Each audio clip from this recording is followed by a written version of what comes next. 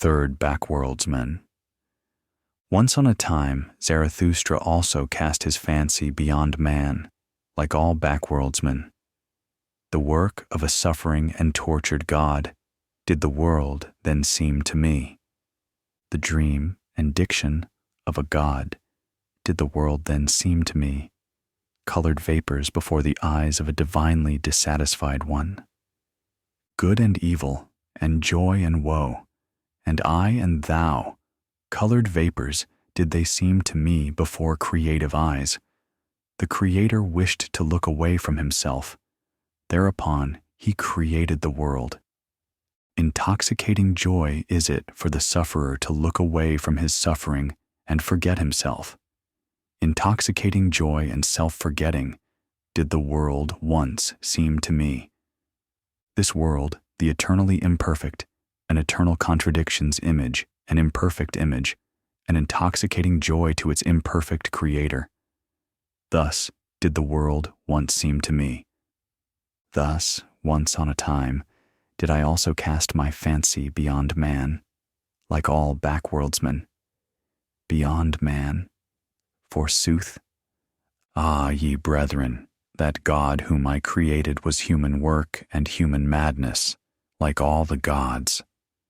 A man was he, and only a poor fragment of a man and ego. Out of mine own ashes and glow it came unto me that phantom, and verily it came not unto me from the beyond.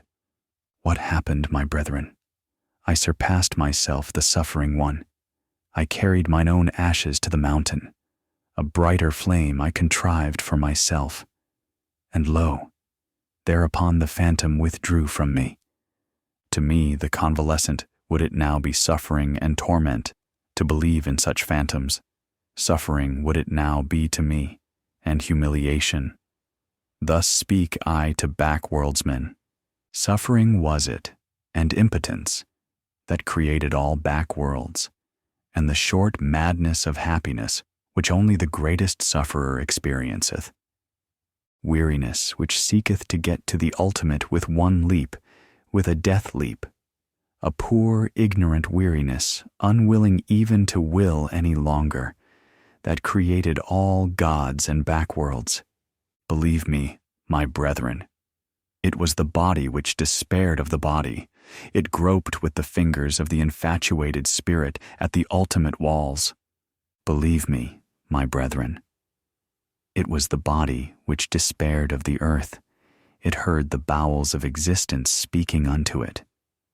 And then it sought to get through the ultimate walls with its head, and not with its head only, into the other world.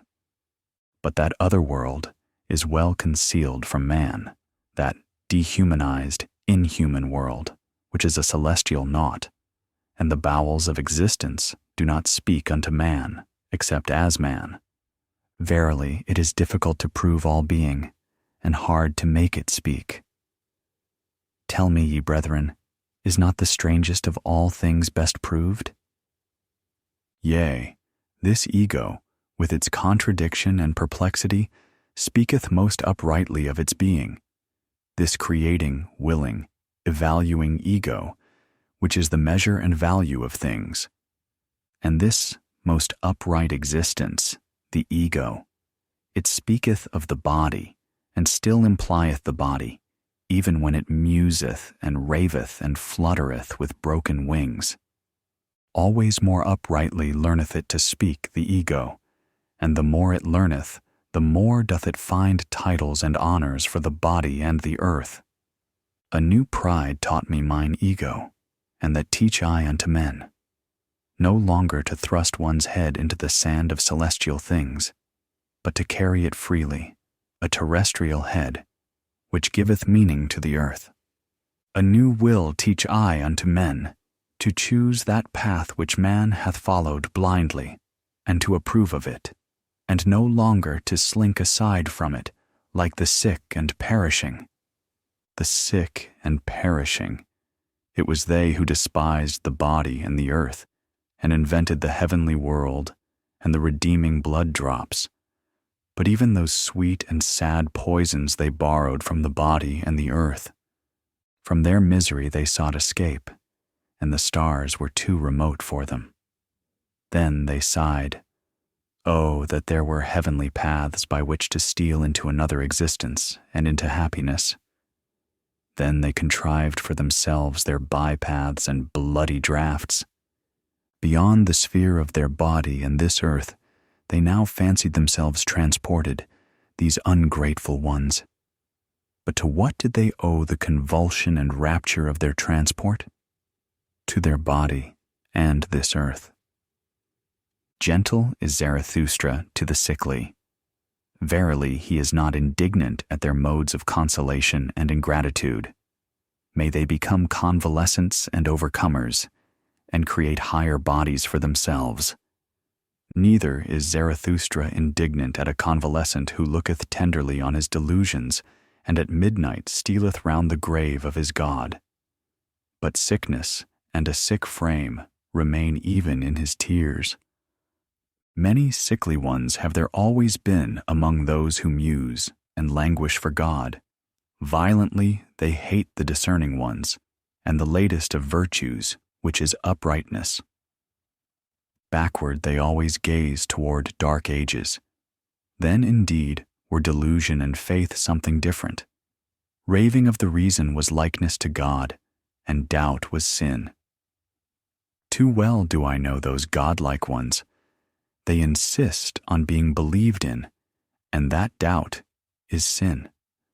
Too well also do I know what they themselves most believe in. Verily, not in backworlds and redeeming blood drops, but in the body do they also believe most, and their own body is for them the thing in itself. But it is a sickly thing to them, and gladly would they get out of their skin. Therefore hearken they to the preachers of death, and themselves preach backworlds.